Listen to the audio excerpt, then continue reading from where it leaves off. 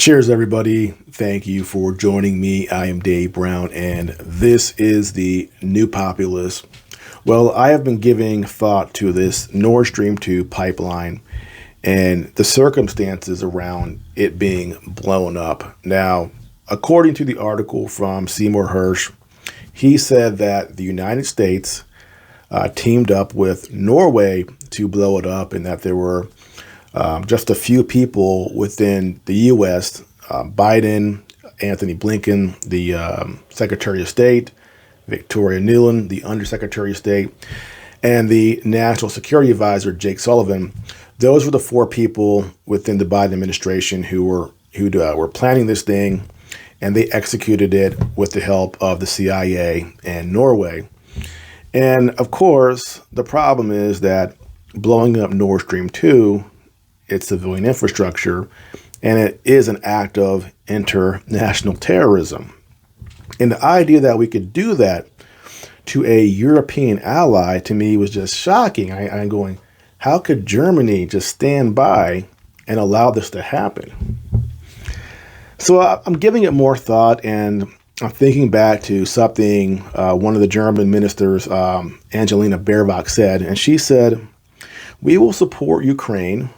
We will support this war against Russia, irrespective of what the German voters think." I'm paraphrasing there. And there wasn't that much blowback to that statement. She explicitly says, we do not care what the German voter thinks. We are going to keep fighting this war. And it shows you the arrogance she has to disregard her own population. So now we have Olaf Scholz coming to visit the United States and have a meeting with Biden. And no one has questioned Olaf Scholz about the Nord Stream. And no one in the mainstream press in the United States has questioned Biden about Nord Stream. And if you think back, it was Biden who said at a podium with Olaf Scholz standing right next to him, when questioned about Nord Stream, he said, "We will take care of it." And Olaf is right next to him. And this was, months ago before it happened. So did Olaf Scholz not really know this was going to happen? Would the United States actually do it without his consent, or at least knowing about it? Would Norway participate in doing this when they are a small country and Germany is obviously the biggest country economically in Europe? Would Norway participate in this without specific Germans knowing about it? And the more I think about it, Olaf Scholz had to know. And he needed plausible deniability, because he could not go to his people and say, yeah, we agree with it. We want to blow up this pipeline to seal off Russia from Europe for the foreseeable future. He can't sell that to the German people and to the companies in Germany who need that cheap gas. He needs plausible deniability.